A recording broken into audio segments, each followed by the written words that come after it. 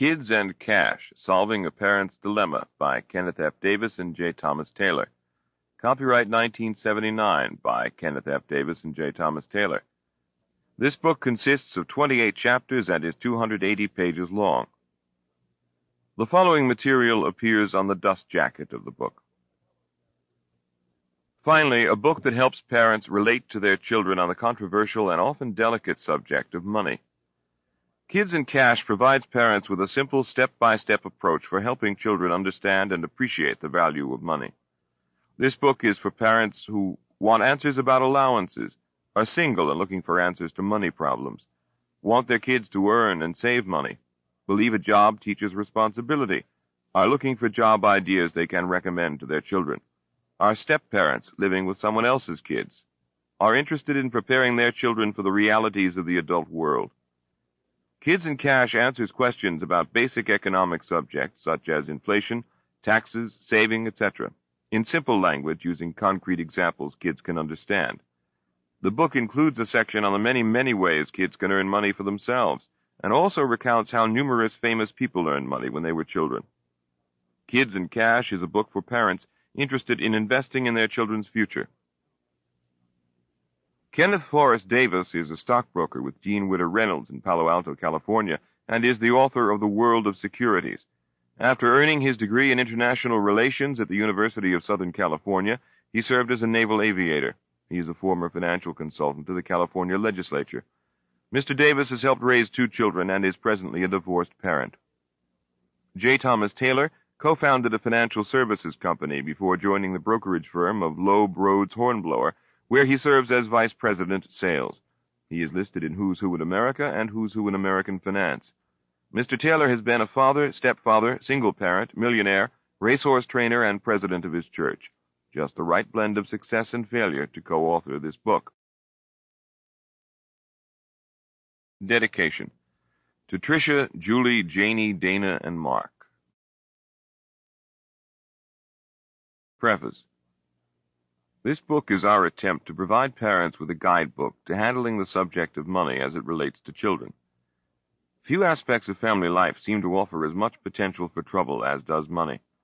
In the search for techniques that can be used to solve problems as well as head off future difficulties, ideas were drawn from the experience of hundreds of parents who've struggled with these problems with varying degrees of success. Our effort has been to reduce what appear to be the most workable techniques into a coherent and orderly system that can be applied and used by families of all descriptions.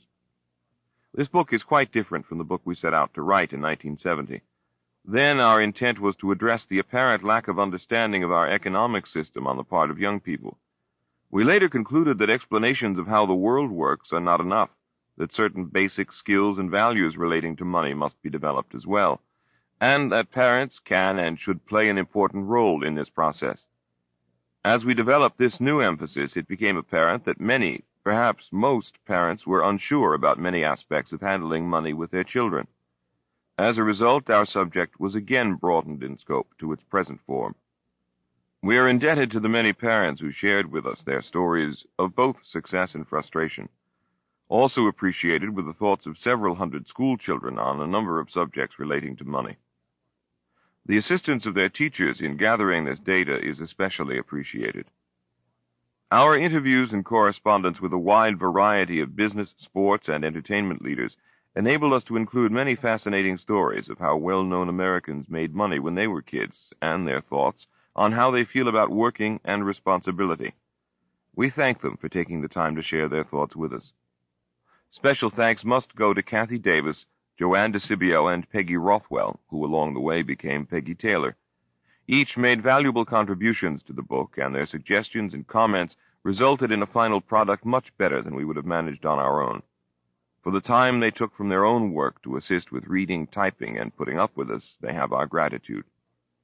For her careful attention to detail and sense of organization, this book owes much to our editor, Arlene Laserson, who not only kept us from straying too far afield, but contributed some valuable thoughts of her own.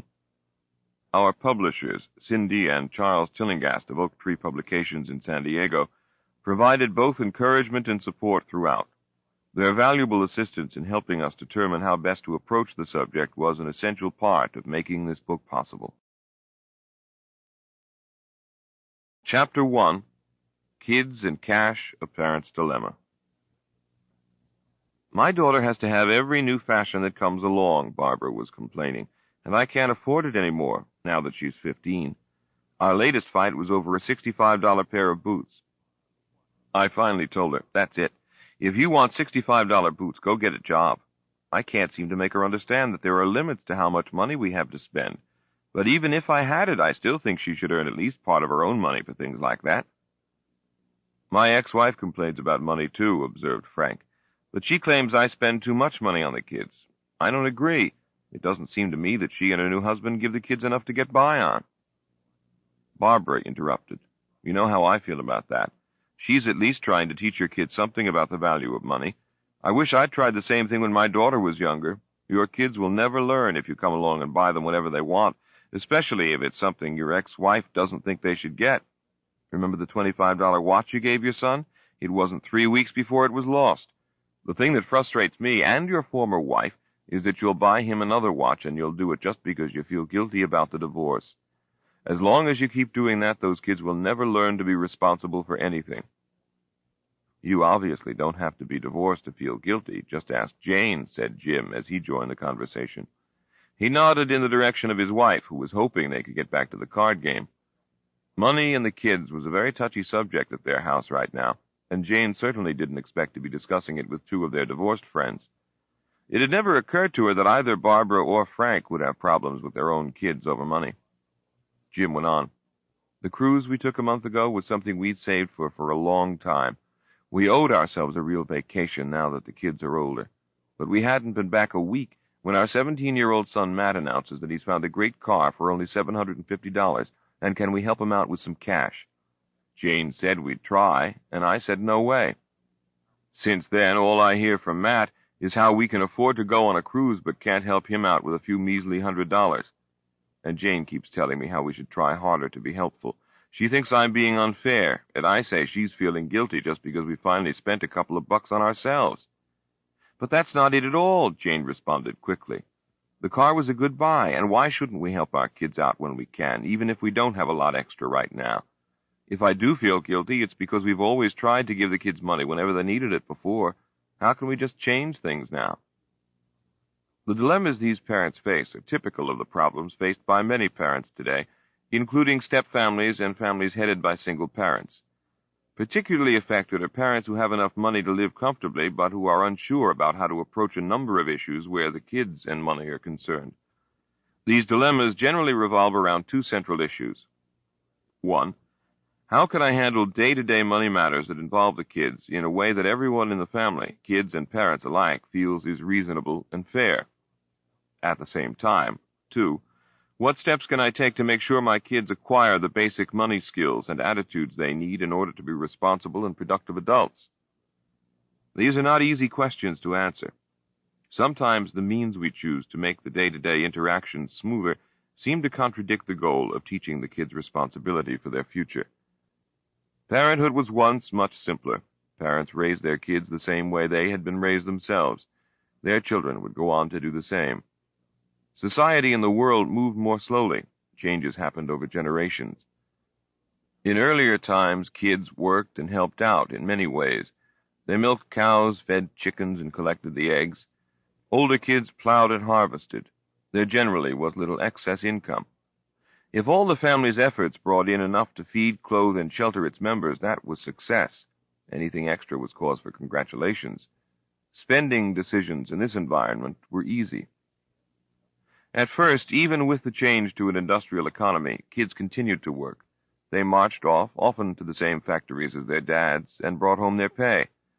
Parents, however, got more in the bargain than help with the milking or a paycheck from a factory. They also benefited from a system that taught kids responsibility at an early age. It happened naturally, based on the necessity of the times. Kids learned the relationship between money and working. They were able to understand money's value because they had to work to earn it. What money they did have, they learned to respect and handle with care. A kid lucky enough to own a bike took care of it. Some of today's parents may remember their own childhood as being simpler. Their parents had few conflicts about how much to give the kids, when to give it, when to say no, because there wasn't much extra to give out. Sample complete. Ready to continue?